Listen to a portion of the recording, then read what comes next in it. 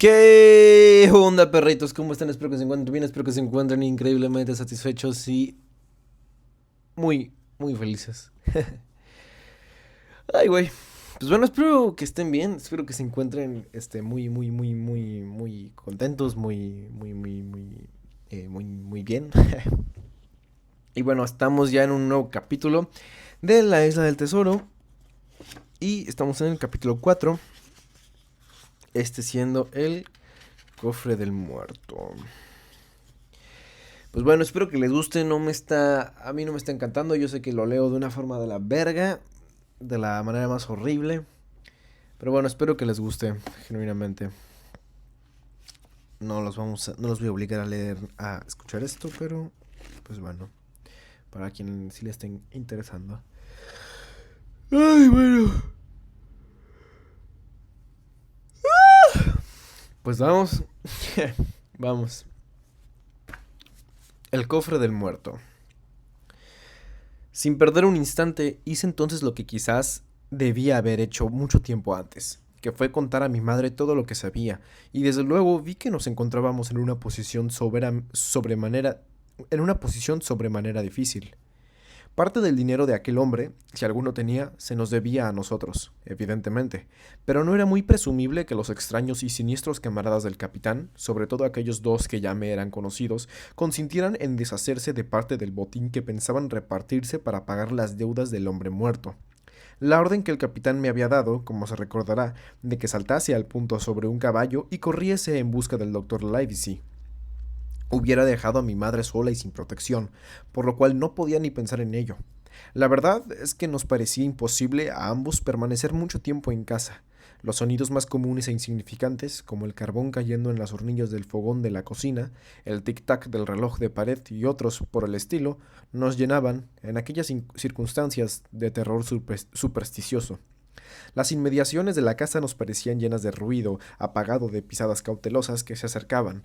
Así es que, entre aquel cadáver del pobre capitán, yaciendo sobre el piso de la sala, y el recuerdo de aquel detestable y horroroso pordiosero ciego, rondando quizás muy cerca y tal vez pronto al volver, hubo momentos en que, como dice un adagio vulgar, no me llegaba la camisa al cuerpo. Había, pues, que tomar una resolución rápidamente, cualquiera que fuese, y al fin se nos ocurrió irnos juntos y pedir socorro en la aldea cercana. Todo fue decir y hacer, aun cuando estábamos con la cabeza toda trastornada. No vacilamos en correr, sin tardanza, en medio de la tarde que declinaba y de la espesa y helada niebla que todo lo envolvía. La aldea, aunque no se veía desde nuestra posada, no estaba, sin embargo, sino un... ¿Qué?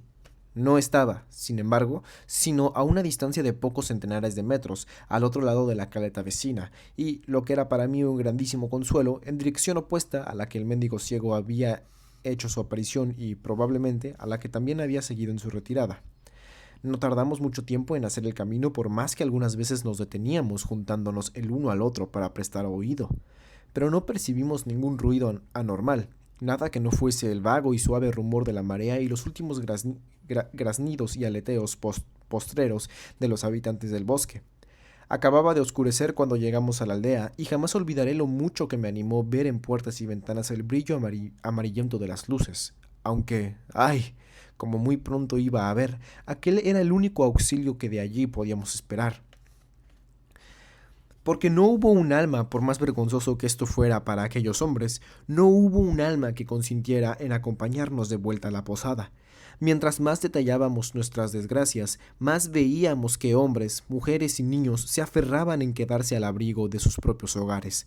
El nombre del capitán Flint, por más que para mí fuese completamente extraño, era bastante conocido para algunos de aquellos campesinos y bastaba él solo para llenar sus corazones de un gran terror.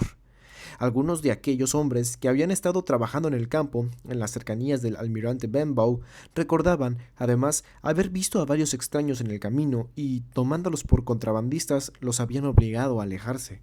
Otro aseguraba, por lo menos, haber visto una especie de bote de vela cuadrada en la parte de la costa que llamamos caleta de Kit.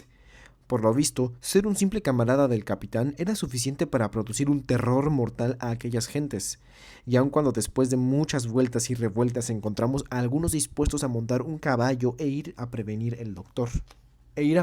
al doctor Livesey de lo que pasaba, Ninguno quiso venir a ayudarnos a defender la posada. Se dice comúnmente que el miedo es contagioso, pero, por otro lado, la elocuencia es una gran alentadora. Así es que, cuando cada uno hubo dicho su opinión, mi madre pronunció un pequeño discurso. Yo declaro, dijo entre otras cosas, que jamás consentiré en perder un dinero que pertenece a mi hijo huérfano de padre. Y si ninguno de ustedes se atreve a ayudarme, Jim y yo nos atrevemos a todo. Ahora mismo nos volvemos por donde hemos venido y pocas gracias les doy a ustedes, camastrones, desentrañados, corazones de pollo. Nosotros solo abriremos ese cofre, aunque debe costarme la vida a mi atrevimiento. Gracias mil a usted, señora Crossley, por este saquillo que me ha prestado en el cual repartirse para mí muy legítimo dinero. Es claro que yo dije que iría con mi madre, y claro es también que todas aquellas gentes protestaron contra nuestra temeridad, pero no hubo un hombre solo que se resolviera a acompañarnos. Todo lo más que hicieron fue darme una pistola cargada por si acaso nos atacaban y prometernos que tendrían listos caballos ensillados para el caso de que fuésemos perseguidos en nuestra vuelta. Entretanto, un muchacho corría ya en busca del doctor para pedir auxilio armado. Mi corazón latía violentamente cuando mi madre y yo volvimos, solos de nuevo, en medio de aquella noche helada, para afrontar tan temible y peligrosa aventura.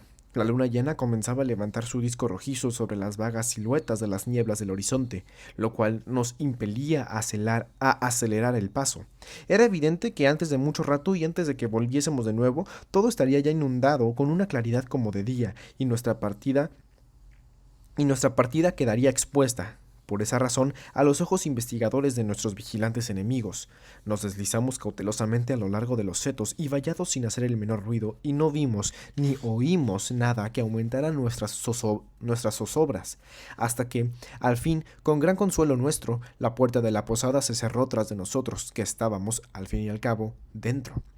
Corrí instintivamente al cerrojo tan pronto como entramos, y nos quedamos, por un momento, en medio de la oscuridad, jadeando y palpitantes, solos, sin más compañía que el cadáver del capitán. Mi madre enseguida fue al mostrador, tomó una bujía, y cogidos ambos de las manos, nos introdujimos en la sala. El muerto estaba allí, tal como lo habíamos dejado, con sus ojos abiertos y un brazo estirado. «Cierra las contraventanas, Jim», murmuró mi madre. «Podrían espiarnos desde fuera». «Y ahora», añadió cuando su orden quedó ejecutada, «tenemos que buscar la llave de eso, y ya veremos quién es el que lo coge». Y al decir esto exhaló algo como un suspiro o un sollozo. Me puse de rodillas inmediatamente. En el suelo, muy cerca de la mano del difunto, me encontré en el acto un disco pequeño de papel, ennegrecido por un lado.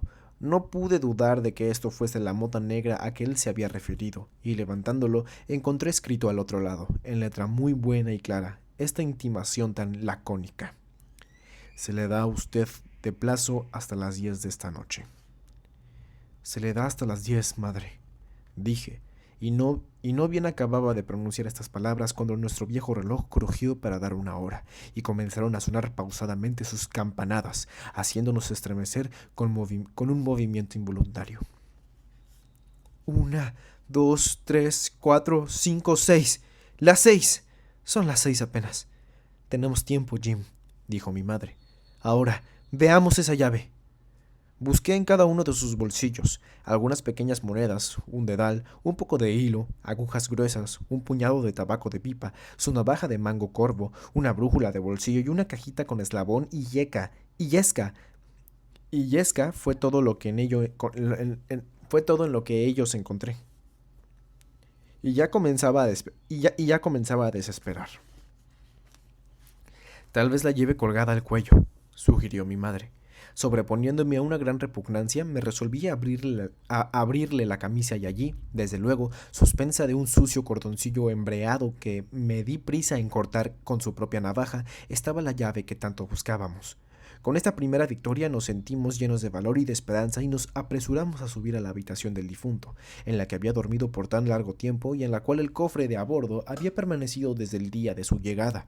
Era un baúl de marinero, común y corriente, como el de otro navegante cualquiera, solo que por fuera llevaba la inicial B hecha con un hierro candente, y las esquinas aparecían un poco rotas y estropeadas como por un uso largo y nada cuidadoso. «Dame esa llave», dijo mi madre, y aun cuando la chapa estaba muy dura y en poco uso, ella la había ya abierto y levantado la tapa, en un abrir y cerrar de ojos. Un fuerte olor a tabaco y a brea salió inmediatamente del interior, pero nada pudimos ver en el compartimiento de arriba, con la excepción de un traje de muy buena tela, cuidadosamente cepillado y doblado, que, según dijo mi madre, jamás debió haber sido usado. Debajo de él comenzaba la miscelánea: un cuadrante, una caja de hojalata, varios paquetes de tabaco, 2 pares de muy buenas y hermosas pistolas, un pedacillo de barra de plata, un antiguo reloj español y algunas otras baratijas de muy poco valor, en su mayor parte de estructura extranjera, un par de brújulas montadas en latón y 5 o 6 extrañas y curiosas conchas de los mares de las Indias occidentales. Con frecuencia me he maravillado después pensando por qué había venido trayendo y guardando aquellos moluscos en el transcurso de su azarosa, culpable y agitada vida. Entretanto, no habíamos encontrado nada que valiese la pena, excepto la barrilla y las baratijas de plata, que por cierto no era lo que nosotros buscábamos. Debajo había un viejo capote a bordo, blanqueado por las sales marinas, que mi madre levantó con impaciencia y que descubrió a nuestra vista las últimas cosas del contenido del cofre. Eran un legajo de papeles, envueltos cuidadosamente en tela impermeable, y una talega de cáñamo, que nos bastó menear para que su sonido nos dijese que contenía oro. O sea, para que su contenido nos dijese que contenía oro. Ya les probaré a esos pícaros, prorrumpió mi madre, que soy una mujer honrada. Tomaré de aquí lo que se nos debe y ni un solo penique más. Tienen el saquillo de la señora Crossley. Y diciendo esto comenzó a contar. ¿Eh? Y diciendo esto comenzó a contar escrupulosamente el monto de la adeudo, pasando las monedas de la talega del capitán al saquillo que yo sostenía abierto en mis manos. Ok. Fue aquella una operación larga y difícil porque las monedas eran de todos los países y de todos los cuños imaginables, doblones y luises de oro, guineas y piezas de A8 y no sé cuántas otras más, todas mezcladas unas con otras y en montón. Las guineas, además, eran las menos abundantes, y ellas eran las únicas con que mi madre sabía contar. Estaríamos como a la mitad de nuestra tarea cuando, súbitamente, tuve que poner mi mano sobre su brazo para imponerle silencio, porque acababa de oír, en medio de la atmósfera fría y callada, un rumor que hizo que el corazón me latiera de nuevo hasta querer salírseme por la boca. Era el formidable tap-tap del bastón del ciego mendigo golpeando sobre la superficie helada del camino. Lo oí que se acercaba más y más, en tanto que nosotros procurábamos contener hasta la respiración. Por fin, golpeó con firmeza en la puerta de la posada y luego oímos distintamente que forcejeaba con la cerradura, y el cerrojo crujía con los esfuerzos que aquel miserable hacía para entrar. Hubo, enseguida, un silencio largo y angustioso tanto fuera como dentro de la casa. El tap-tap del bastón comenzó de nuevo y, con alegría indescriptible de nuestra parte, acabó por irse extinguiendo a lo lejos, lentamente, hasta que, por último, cesó de oírse por completo. «Madre», le dije yo, «tómelo usted todo de una vez y luego nos vamos». Me pareció que la puerta con el cerrojo echado debió de excitar las sospechas de aquel hombre y que probablemente nos echaría encima a todo su nido de gavilanes. Por lo demás, nadie que no se haya visto en presencia de aquel terrible ciego puede explicarse cuánto me felicité de haber tenido la ocurrencia instintiva de correr el cerrojo cuando entramos. Pero mi madre, azorada como estaba, no quiso consentir en tomar ni un céntimo más de lo que se nos debía, pero también se obstinó en no contentarse con menos. «Aún no han dado las 7», dijo. «Falta mucho aún. Yo sé lo que me corresponde y lo quiero a todo trance». Todavía estaba discutiendo conmigo cuando un ligero silbido llegó hasta nosotros, lanzado a buena distancia sobre la loma. Aquello era bastante y más que bastante para nosotros dos.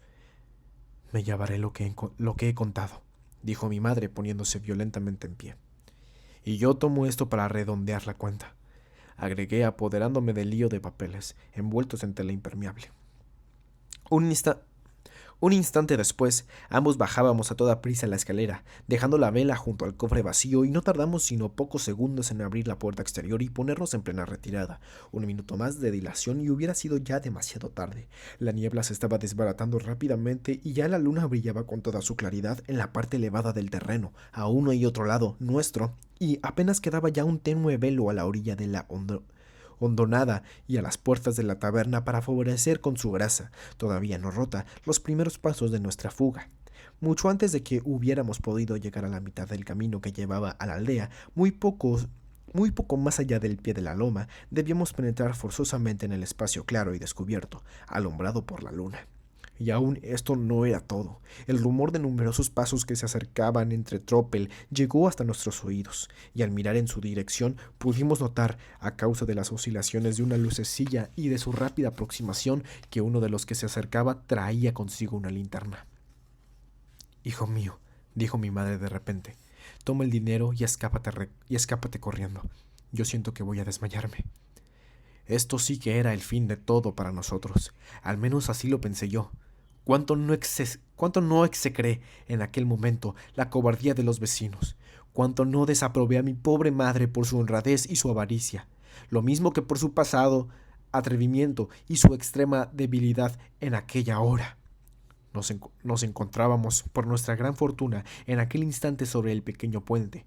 Yo la sostuve lo mejor que pude, vacilante como estaba, hasta la extremidad de la ribera, en donde exhaló un suspiro y se dejó caer sobre mi hombro. No puedo decir ahora cómo encontré No puedo decir ahora cómo encontré en mí. Ay. ¡Ay! ¡A la madre! Ay, perdón.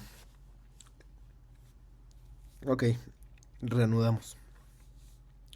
No puedo decir ahora cómo encontré en mí fuerzas bastantes para hacer lo que hice en aquellas críticas circunstancias, y aún me temo que lo que ejecuté lo llevé a cabo con alguna brusquedad.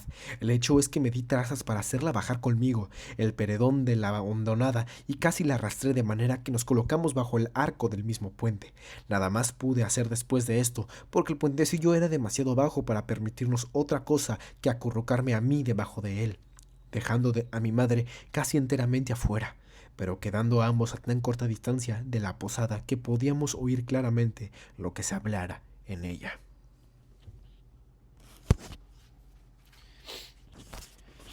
Bueno, ese fue el capítulo 4. Perdón por leer tan horrible. No me está agradando tanto, la verdad. Pero bueno, espero que les haya gustado. Espero que les haya encantado. Perdón por la lectura. Perdón por tanto. Perdón por tan poco. Gracias por tanto. Y nada. Ya, pues yo creo que sería todo. Los quiero. Perdón por este capítulo de mierda. Pero bueno. Los quiero. Los amo. Ámense y amen a los demás. Y nos estaremos viendo en el próximo capítulo. Nos vemos.